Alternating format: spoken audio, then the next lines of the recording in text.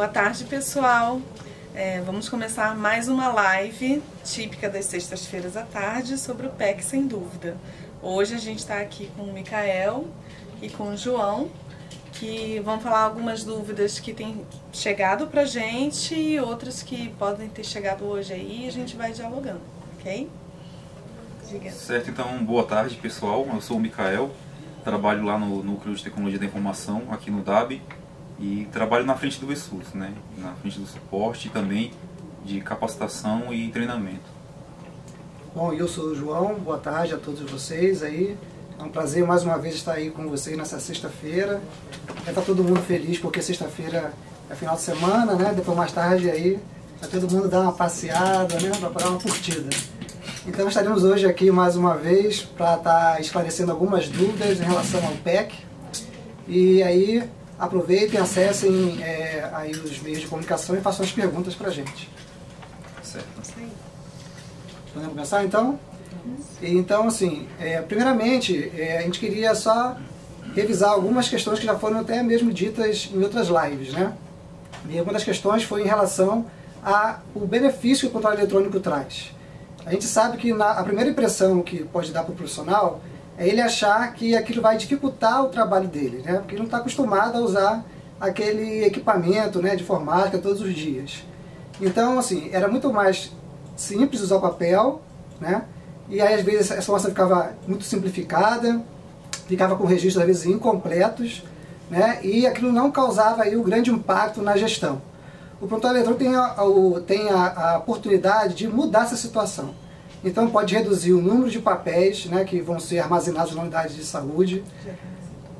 Vai gerar relatórios, né, assim, em tempos mais reais, né? Porque em vez de você ficar anotando no papel ali, marcando pauzinho. Eu sei que eu fui enfermeiro de atenção básica e sei como é que era o CIAB na época, né? Então a gente marcava pauzinho, no final do mês, sentar, marcava aquele pauzinho para marcar quantas famílias foram visitadas, depois tinha que consolidar aquilo tudo. Então agora vai ser tudo digital, né? Tudo informatizado. Então é uma ferramenta muito potencial que vai ajudar na gestão, né, do cuidado e na gestão da atenção básica do seu município. Então, assim, vocês têm que encarar isso como um avanço tecnológico, onde a equipe, né, vai poder fazer um trabalho mais integrado ali, onde o comunitário de saúde, então, é mais beneficiado, que ele vai largar aquele monte de papel que ele fazia na visita, né, usar aquelas mochilas com um monte de caderno, com um monte de fichas, que até causavam problema, né, na saúde dos agentes comunitários de saúde, né, e de combate às endemias, e agora vai ser apenas um tablet, né, no caso os que tiverem. Então isso aí vai ser um grande avanço. Então vamos apostar nesse sistema que tem um grande potencial para a gente ter ele como uma ferramenta tecnológica inovadora. Certo. E também, junto com a possibilidade de facilitar o serviço dentro da UBS, a gente disponibiliza também, direto para o gestor e para o município, também vai alinkado essas ferramentas disponíveis a responsabilidade pelo registro da informação, pela segurança daqueles dados que vão ficar ali guardados localmente.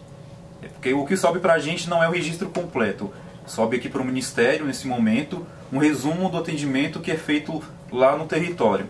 Então para a gente sobe esse resumo, só que o município fica responsável por guardar todo o registro completo de atendimento, né? O dado completo vai estar sempre no município, naquela máquina onde tem o PEC servidor, onde centraliza toda a informação. Então aí vai alinkado também o cuidado em relação a essa máquina, a esse servidor. Não pode ser qualquer máquina que se utilize para outros fins também. A gente orienta e recomenda que seja uma máquina exclusiva para uso do PEC e que o backup seja uma rotina feita diariamente, se possível, né? E que seja mantida a segurança de acesso àquele computador. Então, dando continuidade também a outros assuntos que já foram abordados, né, em outras lives, e que é um questionamento constante, né, dos gestores, inclusive para nós que trabalhamos aqui no DAB, né, em relação ao Form SUS, que foi preenchido aí para justificativa, né, da dificuldade de implantação do prontuário eletrônico nos municípios. E a maioria das dúvidas é em relação ao prazo que foi estabelecido por cada gestor. E muitas das vezes esse gestor que fez o formulário, ele não está mais lá no município, né? Então isso gera muitas dúvidas, porque às vezes tem gestores que colocaram apenas 2 semanas, né, de prazo para instalar um mês, né, ou então às vezes eu vi até um que falou... O prazo que já está batendo agora, né, que já está sendo expirado. Então, teve até gente que colocou 3, 4 anos, né, para implantar o prontuário eletrônico. Então, assim, esse FormSUS, ele foi utilizado como diagnóstico, tá? Um diagnóstico inicial, né, que o Ministério da Saúde fez, para que a gente tivesse um panorama de como é que estava a situação da implantação do PEC no Brasil, né? A partir daí nós levantamos alguns dados e agora nós estamos partindo para fazer um plano nacional de apoio à implantação ao PEC. A gente não tem mais detalhes em relação a isso, mas é bem provável que nos próximos meses o ministro, né, ele venha anunciar como vai ser, né, esse plano de implantação. Então não se preocupem, né, com os prazos que foram colocados ali. Né, com certeza o Ministério da Saúde vai divulgar isso anteriormente, qual vai ser o prazo realmente para ser cumprido. Tá? Então assim, não fiquem preocupados com a relação do prazo que foram respondidos anteriormente. Continue subindo as informações. Isso é importante. O prazo que o João está colocando, ele vai ser um prazo anunciado pelo Ministério ainda, não vai ser necessariamente o prazo que cada gestor colocou no formulário desse diagnóstico de necessidade, nem no formulário de justificativa que era feito pelo controle de uso. Então o prazo ele vai ser único para o Brasil, muito provavelmente. A gente está aguardando as informações. Mas é importante, muito importante, que os municípios não parem a mobilização de implantação do prontuário que já foi iniciada e que eles continuem enviando as informações ao CISAB, seja pelo PEC, seja pelo CDS. Porque continua válida a regra de suspensão de recursos caso a equipe não alimente o sistema de informação, assim como já está hoje na Política Nacional de Atenção Básica. Então é muito importante que o município não perca a mobilização e que ele continue enviando, enquanto em paralelo vai implantando o prontuário eletrônico, ele vai continuar enviando a informação das equipes, para não ocorrer suspensão de recursos. Isso é uma boa lembrança, né? Então vocês não devam deixar de encaminhar aí a produção, né, conforme em portaria, né? Senão vocês vão acabar perdendo recurso, mas não por envio, não pela falta do PEC, né? Mas por não envio da informação. Certo, e também para abordar algumas dúvidas, um conjunto de dúvidas que a gente teve de outras lives, queria comentar com vocês aqui sobre a questão das inconsistências cadastrais, que hoje a gente consegue tirar lá no PEC, né? Tem um relatório de cadastro que mostra quais são as inconsistências cadastrais que eu tenho no território.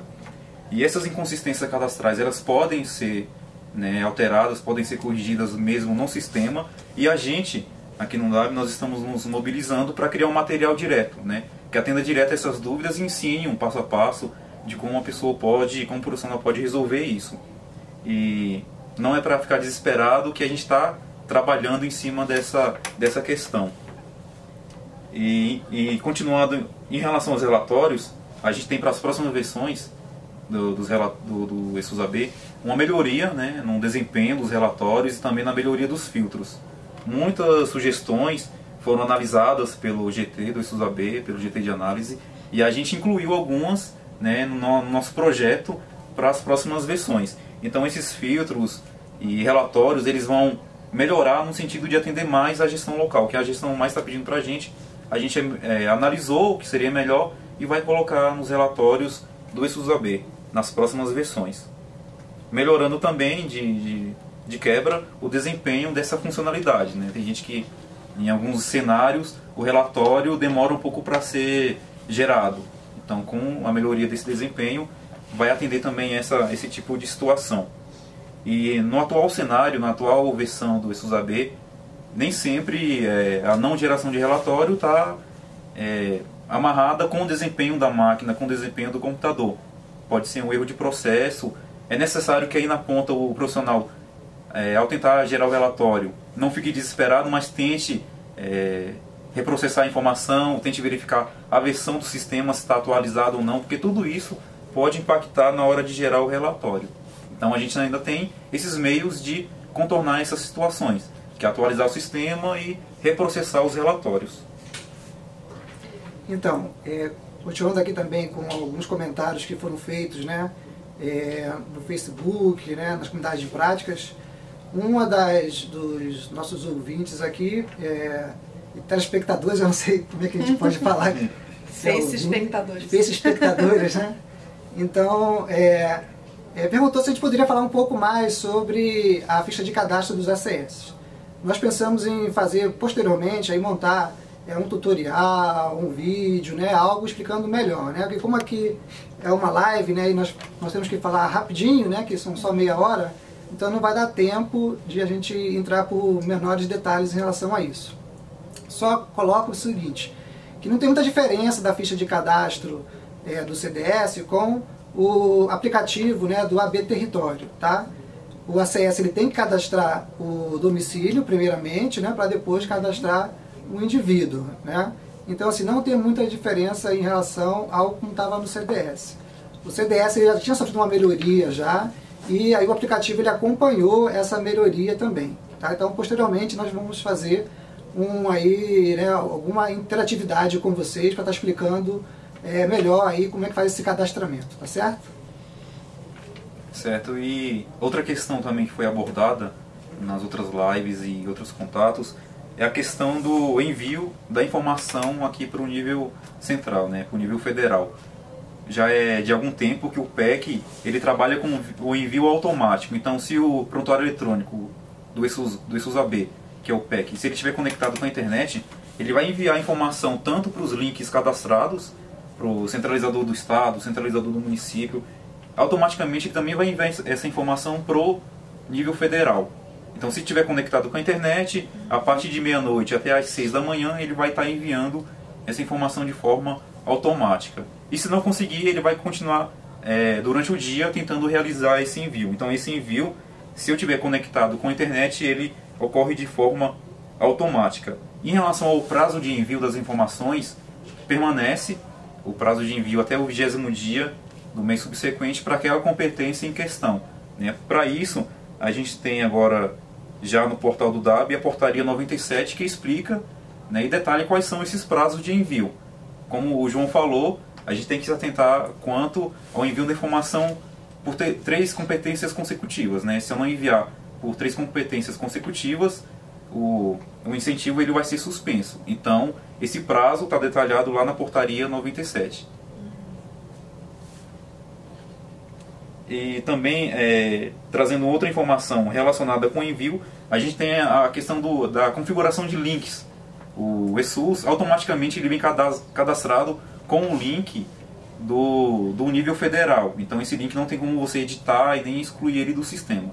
Ele já vem cadastrado ali. Se estiver conectado com a internet, ele vai enviar para a gente de forma automática. Só que você também pode cadastrar links do estado, do município e de outros PECs, de outros centralizadores, né, além do centralizador nacional.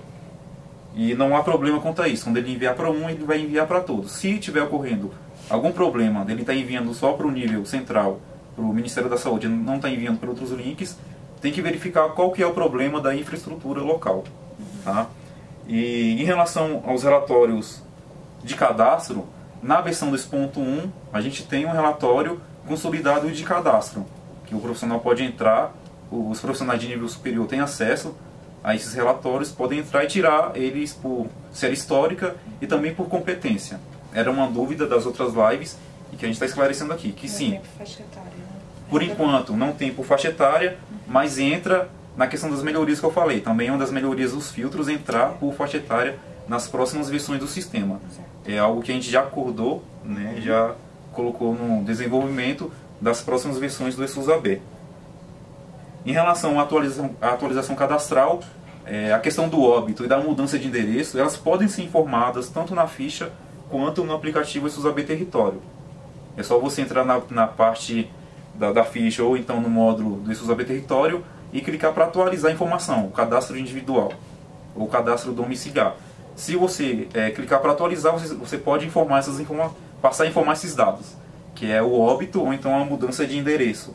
E isso já está disponível no sistema já há algumas versões atrás. Então, o ESUS-AB ele permite essa atualização. A informação foi enviada, ela não pode ser editada, mas atualizada ela pode ser sim. É importante lembrar, tem uma pergunta aqui, que não é atualização de cadastro só do CDS, é cadastro do território, né? Então, os campos que tiverem no aplicativo do tablet, na ficha do CDS ou no módulo do PEC, são as informações de cadastro que a gente tem que manter atualizada, né?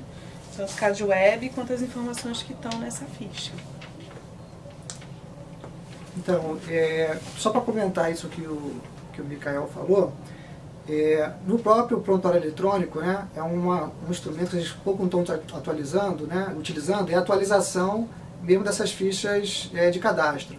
Então lá no PEC vocês podem estar colocando essa atualização e aí aquele campo que está fechado para vocês, ele abre. Aí você pode fazer a atualização naquele local. Aí pode ser questão de óbito ou por mudança de endereço. E aí vocês atualizam, né, o cadastro da família, né, e do território de vocês, tá? E aí, tem mais perguntas, então? Vamos para as perguntas. Mais perguntas? Tem pergunta. Temos aqui uma pergunta da Tatiane Oliveira. Quais serão os cenários possíveis de implantação do PEC? Seria o cenário 4 a 6 ou somente o 5 e o 6? Você quer falar sobre isso, Micael? Sim, a gente pode dar uma breve explicação sobre a questão dos cenários. Como hoje a gente precisa ter no município implantado um prontuário eletrônico, então aqueles cenários que estão hoje no portal do DAB, eles vão ser atualizados, né? Vão ser todos atualizados. A gente já criou aqui algumas propostas, estamos analisando quais propostas a gente vai colocar lá para ficar disponível para os gestores. Mas inicialmente, como base dos cenários, a gente tem 3 cenários possíveis, né? Que é o cenário com o PEC offline, sem acesso nenhum à internet, um cenário com o PEC meio que offline, que é com uma internet limitada, e também com internet 100%, né, na UBS. Então, nesses cenários, é possível ter um PEC offline funcionando na unidade de saúde e transmitindo a informação via arquivo para um PEC centralizador que tem acesso à internet, e esse PEC com acesso à internet envia informação para a gente. E também o cenário 2 seria a questão desse PEC enviar tanto para o centralizador do município, também para a gente diretamente. Então ele enviaria para o centralizador do município e para o centralizador nacional.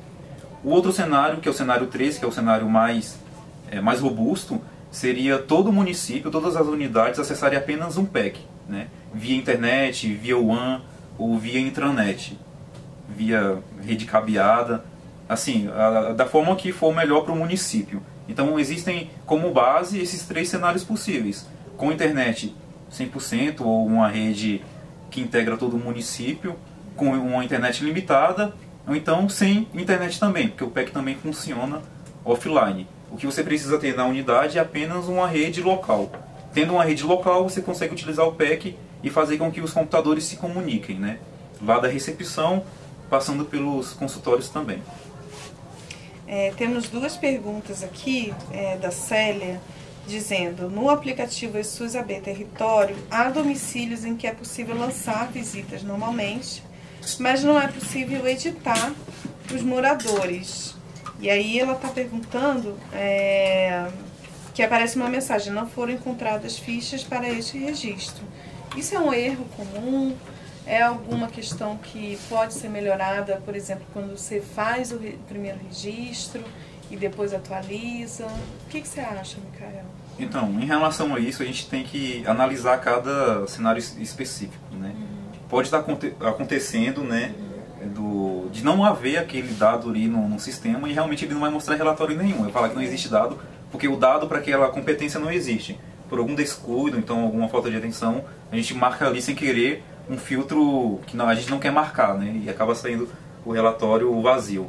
Outra questão é a questão do processamento. A ficha, a informação é digitada no PEC, no prontuário ou na ficha, só que ela precisa ser processada para virar um relatório. E esse processamento ele ocorre de meia-noite às 6 automaticamente. Se por algum momento a máquina for desligada, o servidor for desligado, ou travar esse processamento, o relatório não vai estar disponível. Então a pessoa precisa forçar manualmente esse reprocessamento. Para isso basta acessar a aplicação com o perfil de administrador e forçar o reprocessamento, que aí os relatórios ficam disponíveis para consulta. E isso quando ocorre um travamento nessa parte automática, né? E é importante também dizer que quando você vai sincronizar, se tiver algum erro, ele vai dar um relatório. Sim. Né? E aí é importante analisar esse relatório de erro e caso tenha alguma questão que não está sendo bem compreendida, enfim, que a equipe ou o profissional não consiga localizar onde está esse erro, também entrar em contato com as equipes de suporte, né? Seja aqui pelo NTI ou pelo 136, para a gente poder ajudar a solução do erro também. A gente observa muito também, Thaís, que essas questões de relatório zerado, relatório, né, sem registro para gerar informação, está muito ligado também à questão da infraestrutura. Geralmente as pessoas, né, alguns profissionais instalam o PEC em uma máquina, né, que não atende os requisitos mínimos. E isso impacta também na geração de relatório, já que a geração de relatório é uma funcionalidade que requer mais recurso da máquina. Então em algum momento pode travar. Então na hora que for fazer a instalação, talvez seja importante, né, não só olhar a rede, e como o Micael falou, não é necessariamente obrigatório ter internet para ter um prontuário na unidade, mas a configuração dos equipamentos é importante observar. Sim. Né? Bem, mais alguma pergunta? Acho que Tem mais uma pergunta aí. deixa eu ver aqui. Outra pergunta. Mas também vale lembrar, tá ainda filmando, né? Tá. Vale lembrar ainda que, assim, futuramente o cenário que nós esperamos é que todas as unidades estejam, né, com acesso, né, à conectividade, né? Para que não haja essa questão de ter que enviar uma vez por mês aí, né, as informações pelo TRIST, pelo CDS, né, para a base do Ministério. Aqui está falando a Célia. Sobre os agentes de saúde, há algum problema ou penalidade se a quantidade de pessoas atendidas por acesso ultrapassar o limite máximo de 750 pessoas? Não há penalidades hoje em dia, né? Assim, a gente sempre fala que a questão de definição do território de atuação dos agentes comunitários de saúde, ela é feita pela gestão municipal, né? Então, o que a gente sempre coloca é que é bom, inclusive, para o próprio processo de trabalho do ACS, que toda a população esteja cadastrada.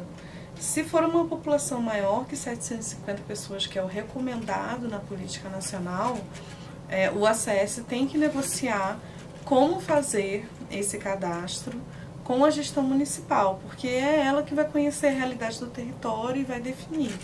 Então, hoje a gente não tem nenhuma penalidade. O que pode ter é uma implicação na qualidade do trabalho do ACS, dos relatórios que vai ser gerado pela equipe, que seriam gerados pela equipe ou pelo próprio ACS, para o acompanhamento do território. Então, o que a gente sempre coloca é uma organização mesmo do processo de trabalho, que é o mais importante. Deixa eu comentar um pouco sobre isso, né? Que isso também é uma questão muito recorrente, né, dos agentes comunitários de saúde em relação à quantidade de pessoas, né, que eles acompanham no território. Assim, a Política Nacional de Atenção Básica ela preconiza, né, 750 pessoas. Mas a gente sabe que tem realidades em alguns municípios que não chegam, né, a ser esse valor que é o estipulado. Então, o que cabe assim, é a própria gestão local, né?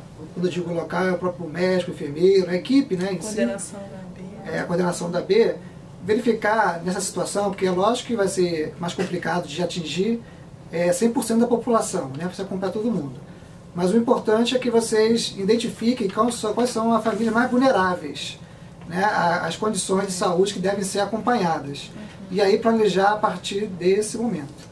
E posteriormente vocês podem estar tentando aí negociar também essa questão do território como gestor, né, municipal, na tentativa de ver como pode fazer para ampliar essa equipe, né, de saúde da família, junto com aí aumentando o quantitativo de agentes de saúde para dar conta do cadastro. Hoje a gente está vivendo aí uma situação, né, em que a gente vem conversando com os municípios que há necessidade de inserir e atualizar os cadastros, especialmente para as equipes que participam do PEMAC, né? Então a gente precisa ter essa base de dados para fazer cálculos de indicadores. O João falou mais cedo aqui que na página do CISAB tem um relatório, inclusive, né, que a gente disponibiliza hoje para acompanhar e monitorar a situação cadastral da população. Mas é importante fazer essa priorização que o João colocou, né? Famílias que são mais vulneráveis, famílias que precisam de um acompanhamento, A equipe ela tem que se organizar para dar conta de fazer o cadastro da população, porque essa é a grande base, a grande fonte de informações que os relatórios todos vão poder fornecer para auxiliar o processo de trabalho da equipe, né? Então, a gente está nesse momento agora de atualização e realização de cadastro do território. Então, é importante manter a atenção nessa negociação, né, com a gestão local, do que deve ser priorizado, de como deve ser feito e toda a equipe se envolver. Porque, é claro, tem um trabalho do agente comunitário, mas tem um trabalho em conjunto da equipe de saúde da família. E isso é mais importante. A Célia também está perguntando com relação a isso, se já existe um relatório para saber a quantidade total, exata das pessoas que o ACS possui na área. Para cada CES, não, porque como a gente está colocando, é uma questão do local, né? Então, hoje o ESUS ainda não fornece, né? Mas... Sim, o que a gente tem hoje está melhorando para as próximas versões. Como eu falei, o relatório consolidado de cadastro. Lá você consegue tirar o relatório de cadastro nesse momento, por enquanto ainda não consegue por faixa etária, mas consegue por faixa... Por idade. Consegue por série histórica e por competência. Né? A gente está aprimorando os filtros para entrar mais na questão do dado. Então a gente vai conseguir futuramente por faixa etária, por profissional já consegue, né, no caso. Mas também para essa questão mais específica do ACS, a gente está melhorando o sistema. Né? Então podem esperar melhorias aí, que continuar utilizando. E muito importante, a partir da atualização e do uso dos relatórios que hoje estão disponíveis, também passar para as equipes, né, das secretarias estaduais, municipais, os apoiadores por estado, nós aqui do Ministério da Saúde, para a gente sempre, na medida do possível, acolher essas melhorias, né? Sim. Que são importantes para operacionalizar, para melhorar o trabalho na prática. Tem uma última pergunta aqui, tem várias perguntas que a gente não vai conseguir responder hoje, mas a gente vai fazer uma última e aí fica para a próxima. Estou com dificuldade de acessar os relatórios restritos do CISAB após a integração com o gestor. Isso é recorrente? Então, a gente precisa verificar quais seriam essas dificuldades, porque como é algo novo, como o EGESUL traz algo novo para os municípios, falta agora um entendimento de como funciona o sistema em si. Que agora entrou também o papel do gestor da atenção básica. Então nem todo o acesso que você tinha antes está igual, né, agora não é gestor. A gente tentou fazer a migração 100%, só que alguns cadastros eles não foram migrados de forma automaticamente. Não está de forma semelhante ao que era antes. Então hoje existe, né, a figura, o perfil do gestor da atenção básica e ele cadastra o acesso para os gestores dos programas. Né? Um dos programas é o CISAB. Então se você não consegue acessar direto pelo e-gestor, o CISAB, tem que ver se foi seguida aí no município essa hierarquia de cadastro. Na própria página do DAB tem um vídeo, né, orientando um pouco esse cadastro. E também pode entrar em contato conosco, né? Sim, a gente está disponível para esclarecer mais essas dúvidas e detalhar melhor como funciona esse novo fluxo de cadastro para acessar o CISAB. É isso. Eu tenho só 2 colaborações aqui para a live, né? Eu acho também que a gente podia usar esse espaço, né, junto com vocês aí, porque é importante essa interação, né? Que a gente observa que tem muitas perguntas que realmente ajudam na melhoria do sistema, né, do prontuário eletrônico. E essa troca ela é muito bem-vinda, né? Mesmo porque vocês vão estar operacionalizando isso no dia a dia. Então vocês vão encontrar ali, né, alguns problemas, algumas inconsistências, né, com o uso do prontuário. Então esse retorno para a equipe aqui do ESUS é muito importante, né, para que a gente, nas próximas melhorias, a gente consiga avançar com o prontuário eletrônico que a gente deseja, né, que realmente gerem relatórios fidedignos, né, e relatórios que nos ajudem na tomada de decisão.